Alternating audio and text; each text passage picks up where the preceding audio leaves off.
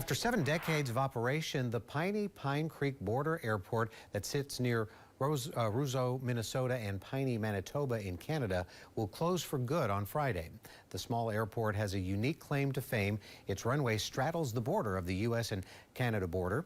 The Minnesota Department of Transportation said in a news release earlier this month that the airport had very low use and faced large maintenance expenses. The international agreement required to operate the airport expires on December 26th and will not be renewed. The airport opened in 1953 with a grass runway. A paved runway was added in 1978. It was often used by Americans traveling to Canada to hunt and fish.